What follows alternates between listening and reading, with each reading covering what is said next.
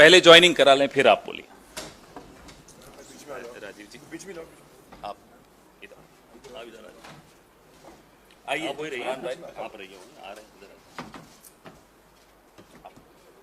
राजीव जी।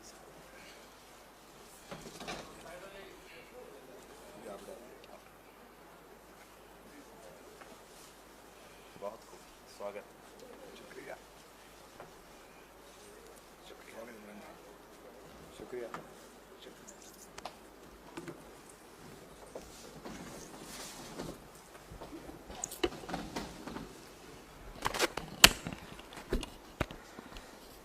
आदरणीय पवन खेड़ा जी, प्रदेश अध्यक्ष माननीय अजय राय जी, हमारे वरिष्ठ नेता राज्यसभा सांसद बड़े भाई राजीव शुक्ला जी, भाई प्रदीप नरवाल जी, मैं सबसे पहले बहन प्रियंका जी का, राहुल गांधी जी का, आदरणीय खड़गे जी का, केसी वेणुगोपाल साहब का हृदय की गहराई से आभार व्यक्त करता हूं कि मुझे कांग्रेस के अंदर सम्मिलित करने का मौका दिया। आज के इस हालात में, जिस हालात में हमने कांग्रेस को ज्वाइन करने का काम किया, क्योंकि राहुल जी की यात्रा के बाद पूरे देश में एक माहौल बना, और मैंने दूसरी पार्टी में रहते हुए भी इस बात को कहा था कि राहुल जी परिवर्तन के वाहक हैं और देश की राजनीति के अंदर परिवर्तन लाने का काम करेंगे। और वो असर उसका हिमाचल के और कर्नाटक के चुनाव में दिखाई दिया, जब प्रियंका जी ने जाकर के प्रचार किया और प्रचंड बहुमत के साथ दोनों स्टेट में सरकार आई, और अब 4 स्टेट में इंशाल्लाह और आने जा रही है। अभी राजीव भाई ने मुझसे सुबह ही पूछा था, तो मैंने ये बात बताई थी कि मैंने कार्यकर्ता जितने लोग हैं, मेरी ताकत हैं, इनके वजह से ही मैं पार्टी छोड़कर गया था। और मैंने मीटिंग बुला करके अपने सब लोगों को, 8-10 हज़ार आदमी था सहारनपुर में, पूछा था कि आप लोगों ने मेरा जो पेंडुलम बना दिया, अब बताओ मैं क्या करूं। अब आप कह रहे हो कि मैं कांग्रेस में चला जाऊं, लेकिन मैं चला तो जाऊंगा, लेकिन एक वादा आपसे लेना चाहता हूं कि अब मेरे साथ कोई आप जुल्म ना करना, चूंकि अब मैं मानूंगा नहीं, और ये तय है कि अगर अब कांग्रेस में जाऊंगा तो फिर कब्र तक कांग्रेस के अंदर रहूंगा। तो ये वादा लेकर के, ये बात मैंने आपको सुबह बताई थी, तो ये वादा लेकर के हम लोग आए थे। चूंकि जब मैं कांग्रेस छोड़ के गया, मैं तब भी कांग्रेस छोड़कर जाना नहीं चाहता था, और राहुल जी और प्रियंका जी का जो स्नेह मेरे साथ रहा, मैं उसका सदैव ऋणी रहूंगा। और मैंने इस बात को 12 बताने का भी काम किया। आज कांग्रेस के अंदर सम्मिलित होने पर मैं हृदय की गहराई से फिर धन्यवाद करना चाहता हूं। खासतौर से मैं प्रियंका जी से भी, मैंने, क्योंकि अभी तक मेरी मुलाकात नहीं हुई, जिस दिन मुलाकात होगी तो शर्मिंदगी के साथ माफ़ी भी मांगूंगा, क्योंकि उनके साथ मैंने गलत किया था, और शायद उनकी जगह मैं होता तो माफ़ भी ना करता किसी को। बहुत मुश्किल होता है जब आप किसी पर बहुत यकीन करो और वो बीच में छोड़कर चला जाए। तो इसलिए मैं बहुत बहुत धन्यवाद, बहुत बहुत शुक्रिया। अब आपके सवाल।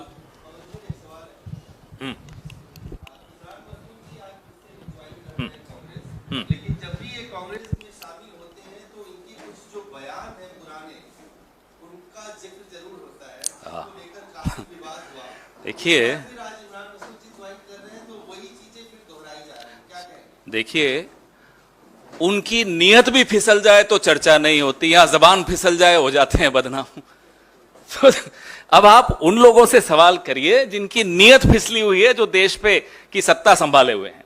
जबान फिसलने वालों को आप बार बार बदनाम कर देते हैं। यहां देश आहत हो रहा है, त्रस्त हो रहा है, परेशान हो रहा है उन लोगों से जिनकी नीयत फिसली हुई है।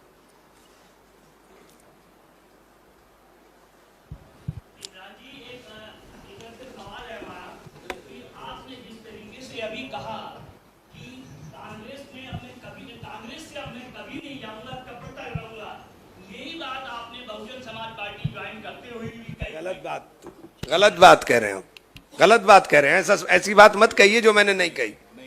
जो मैंने नहीं कहा आप मत कहिए, आप गलत बात मत बोलिए।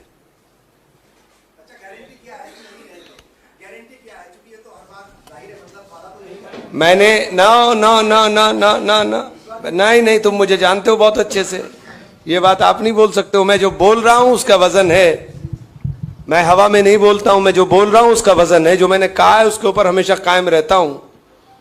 मैंने राहुल जी और प्रियंका जी के लिए जो बोला था उस पर दूसरी पार्टियों में जाने के बाद भी कायम रहा। इमरान भाई जी, कांग्रेस तो आपका घर है। 2019 के चुनाव में राहुल गांधी जी और आप सर्वाधिक वोट पाने वाले उम्मीदवार थे, चुनाव हार गए थे। इस बार सहारनपुर से चुनाव लड़ेंगे आप कांग्रेस के ये टिकट निर्णय पे? तो पार्टी का है साहब, इसमें तो मेरा कोई इख्तियार नहीं है। अध्यक्ष जी बैठे हुए हैं मंच पे तो। ये निर्णय पार्टी का है।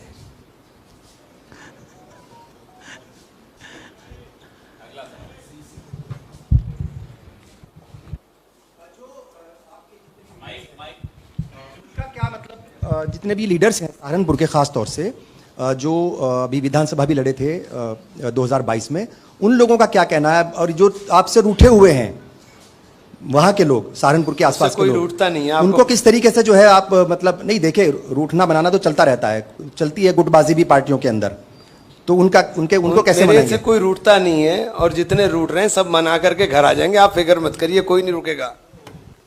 नहीं, ये ऑर्गेनाइजेशन की बात आपने पूछी है, उसमें कोई दिक्कत नहीं है। वो सारी चीज़ों को हम लोग ठीक कर लेंगे। जो भी ऐसी बातें आएंगी वो हम लोग निश्चित तौर से, परिवार का मामला है, उसको ठीक कर लेंगे और सबकी सहमति से फैसला है। जो भी उसमें और भी चीज़ें हैं उसको हम आपस में, परिवार का मामला है, ठीक कर लेंगे। हेलो, मेरा सवाल है इमरान जी इधर। मोहित, मेरा सवाल ये है कि पहले आप कांग्रेस में थे, कांग्रेस के बाद आप समाजवादी पार्टी गए, समाजवादी पार्टी के बाद बहुजन समाज पार्टी गए।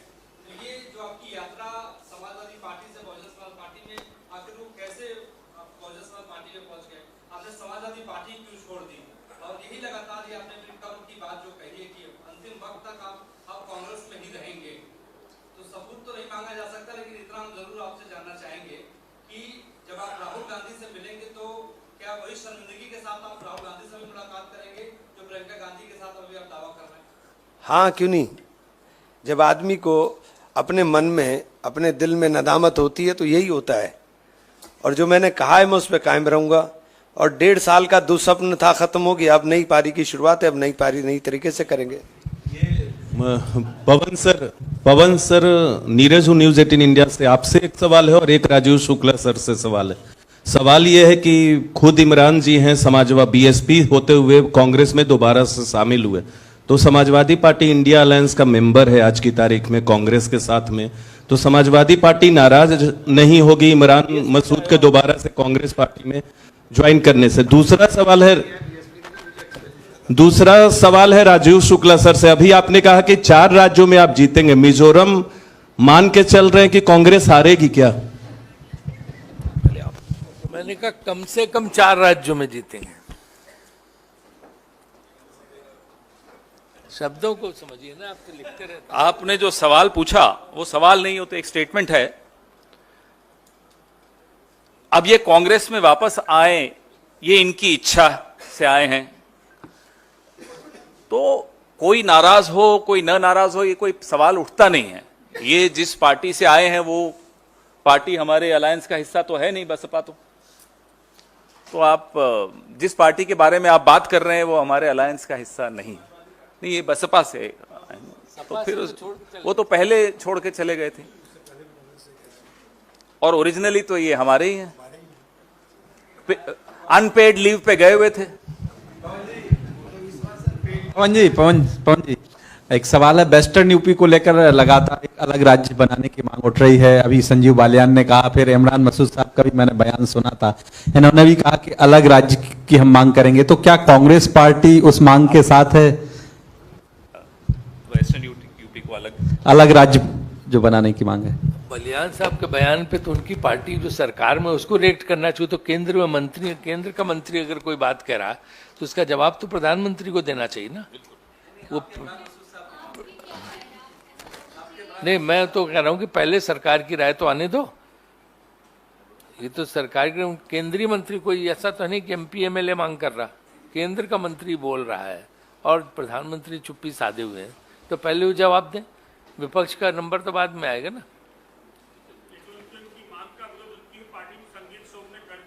वही मैं आपको कह रहा हूं कि पहले जब उन्हीं की पार्टी को रिस्पांस नहीं दे रही, उनकी सरकार केंद्र में और प्रदेश में भी।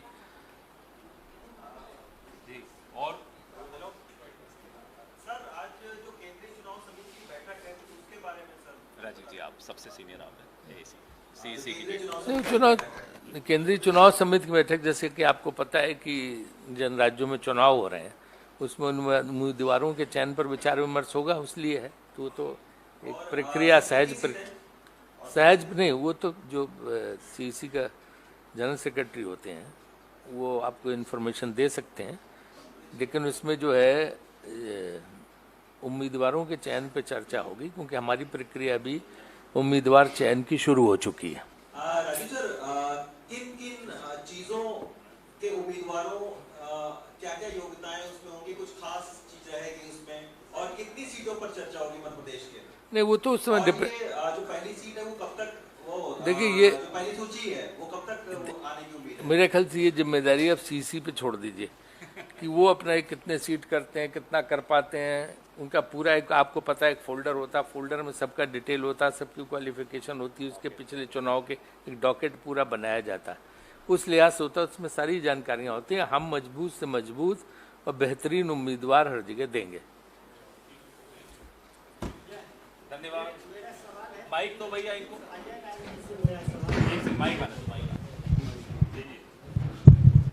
राय जी, बनारस को लेकर के आपने भी काफ़ी स्टेटमेंट दिया और सत्ता पक्ष से भी आया, वहाँ तो कार्यकर्ता है ही नहीं कांग्रेस का, फिर चुनाव लड़ने और प्रधानमंत्री के खिलाफ में जो आपने कहा जो यहाँ से हम हराएंगे, वो किस आधार पे और कितने उस बात में आपको अपना विश्वास दिखता है? देखिए, कांग्रेस के कार्यकर्ता देश और प्रदेश के हर शहर में हैं, हर जिले में हैं, और काशी विश्वनाथ की बाबा की नगरी, वहाँ शुरू से कांग्रेस का वो स्थान रहा है।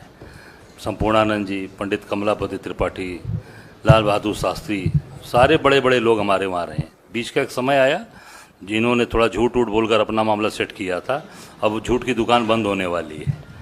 कार्यकर्ता हमारे दबा कर हैं, आप चिंता न करिए, 2024 में उनको पता चल जाएगा। इमरान जी, अल्पसंख्यक समाज को कैसे आप जोड़ेंगे, क्योंकि आप अल्पसंख्यक समाज में एक जाना माना चेहरा है पश्चिमी यूपी से, उनको कैसे साथ में लेकर आएंगे?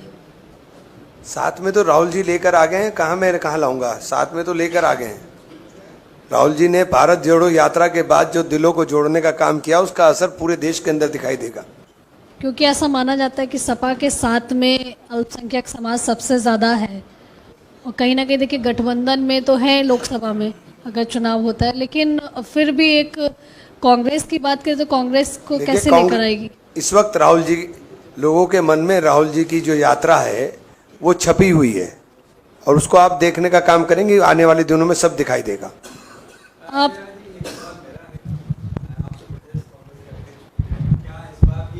उसी सीट से, अमेठी से राहुल गांधी को चुनाव लड़वाने की तैयारी पार्टी कर रही है?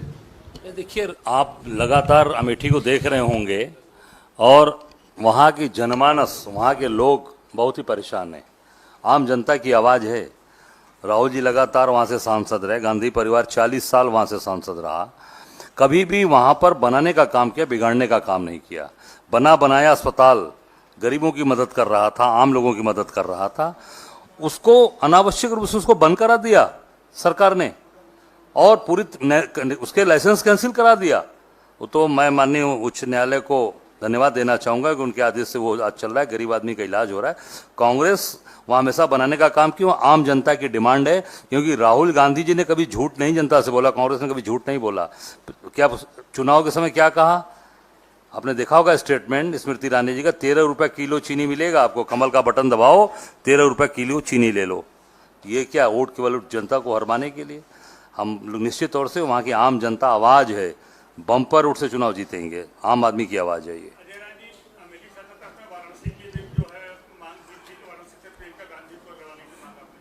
नहीं, मैंने मांग नहीं किया था, वहाँ की जनता की आवाज़ है कि जनता अगर वहाँ की आवाज़ देगी, आवाज़ वहाँ से चाहेगी, तो निश्चित तौर से उस पर विचार करेंगे प्रियंका जी के नाम पर। अध्यक्ष जी, इमरान साहब के आने से पश्चिम में भी मजबूत करने की जरूर हुई होगी, लेकिन 24 में आपकी किन किन सीटों पे दावेदार रहेगी कांग्रेस की? देखिए ऐसा है, मैं प्रदेश अध्यक्ष हूं और प्रदेश अध्यक्ष के नाते हम 80 सीट की अपनी तैयारी कर रहे हैं। हम 80 सीट पर अपना काम कर रहे हैं और उस पर निर्णय लेना राष्ट्रीय नेतृत्व का काम है कि गठबंधन में किस सीट कितनी किसके पास जाएगी। प्रदेश अध्यक्ष के नाते मैं पूरे 80 सीट पे पूरी मजबूती से काम कर रहा हूं। एक सेकंड राजीव जी। देखिए, इंडिया गठबंधन बना है और बहुत अच्छी तरीके से उसकी बैठकें हुई हैं और बहुत अच्छा काम चल रहा है। विपक्षी एकता हमें काफ़ी मजबूत नज़र आ रही है। तो इसलिए जो सीट शेयरिंग है उसका काम जब चुनाव नज़दीक आएंगे तब शुरू होगा। तो ये चीज़ आला कमान पे छोड़ी जाती है। आला कमान बाकी जो इंडिया गठबंधन के लोग उनसे विचार विमर्श करके सीट तय करेगा। पार्टी अपनी जगह अपना काम हर जगह करती रहती है, क्योंकि पार्टी को संगठन पूरे प्रदेश में खड़ा करना होता है, पूरे देश में खड़ा करना होता है। तो अपना संगठन खड़ा करने का काम करते रहेंगे। बाकी सीटों का चयन पार्टी हाईकमान बाकी दलों के साथ जो इंडिया गठबंधन है मिलकर करेगी।